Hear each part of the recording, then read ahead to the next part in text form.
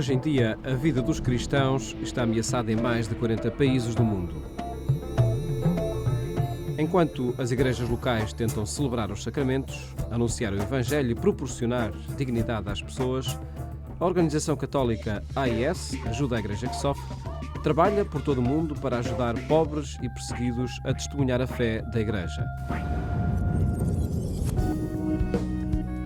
O padre Werenfried van Straten, o padre holandês, inspirado pelo mandamento Amar o Próximo, assumiu, em 1947, uma tarefa aparentemente impossível: apoiar os famintos refugiados alemães com comida, cobertores e roupa. Os seus apelos originaram uma onda de generosidade. Quando não havia dinheiro disponível, as pessoas ofereciam comida, incluindo toucinho, atribuindo-lhe assim o nome de Padre Toucinho. A AIS apoiou um vasto número de projetos únicos, desde a compra de automóveis e motorizadas para mobilizar padres de mochila, à construção de caminhões capela e à formação de seminaristas por trás da cortina de ferro. Em 1984, a Congregação para o Clero do Vaticano reconheceu oficialmente esta organização como Associação Pública Universal de Fiéis. Atualmente, a AIS é uma organização internacional com secretariados em 17 países e é responsável pela gestão de 10 mil pedidos de projetos por ano em mais de 140 países.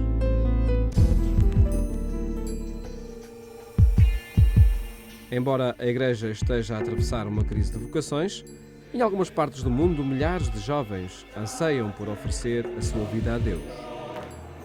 Para muitos, é uma jornada difícil de sofrimento, pobreza e perseguição.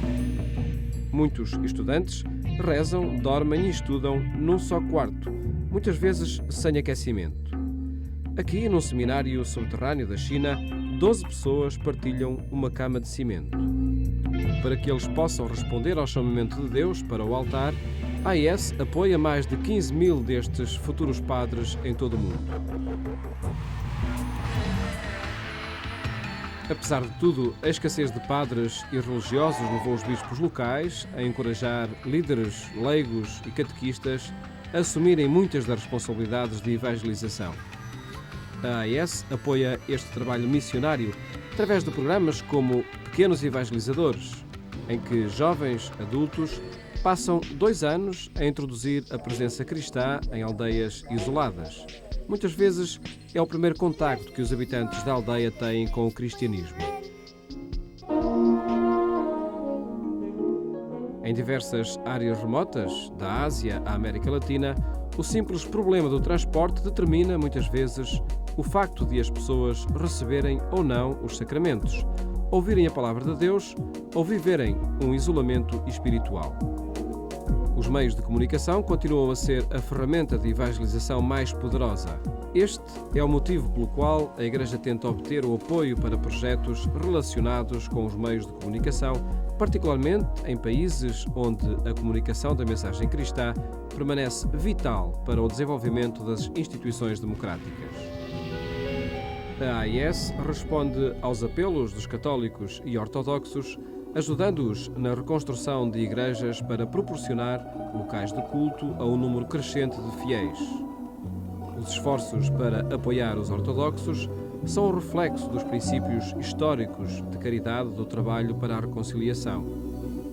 As igrejas de ambas as tradições, fechadas durante mais de 50 anos, estão agora novamente abertas, um sinal de que Cristo renasce das cinzas da perseguição.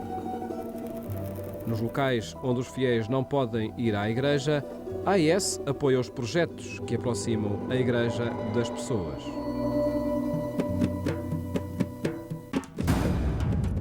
A necessidade de apoiar a reconstrução da igreja é também visível noutra parte do mundo, embora aqui a necessidade advenha de uma ameaça crescente e não de um declínio.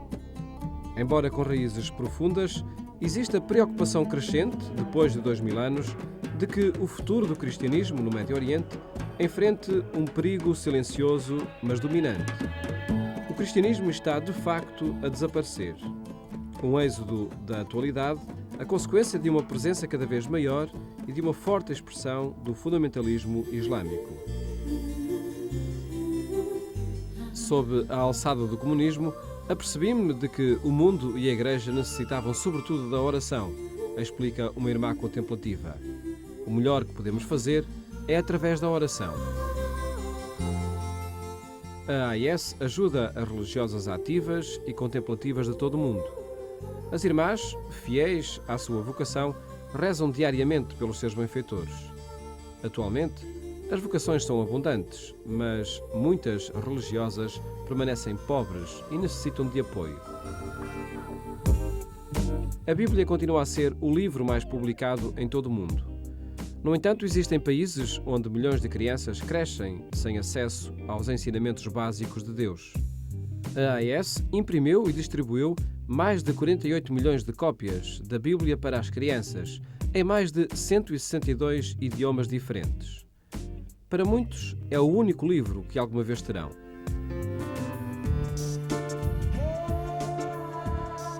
O apoio pastoral oferecido pela AIS não se limita a minimizar os efeitos imediatos de uma catástrofe, mas responde aos apelos da Igreja local relativos à ajuda material e espiritual na consequência de catástrofes naturais que tantas vezes provocam graves prejuízos àqueles que têm tão pouco.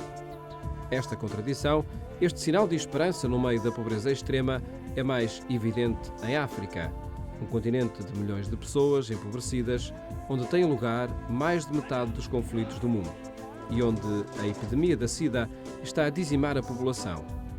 De facto, é aqui que é mais necessário um sinal de esperança e onde a AIS encoraja os religiosos a perseverar, na oração e na ação. Deus não prometeu à Igreja reconhecimento ou conforto neste mundo. O mundo repleto de milhões de cruzes, um calvário dos nossos tempos. Ainda assim, a cruz dá-nos esperança. A haste vertical orienta-nos para Deus, fonte de todo o amor. E a haste horizontal brota desta fonte e chama-nos a partilhar este amor com todos os nossos irmãos e irmãs. Esta é a cruz que guia o trabalho pastoral da AIS e a cruz que inspira o amor dos seus benfeitores para ajudar aqueles que não conseguem carregar esta cruz sozinhos. Tal como disse Jesus, aquilo que fizerdes ao mais pequeno dos meus irmãos, a mim o fazeis.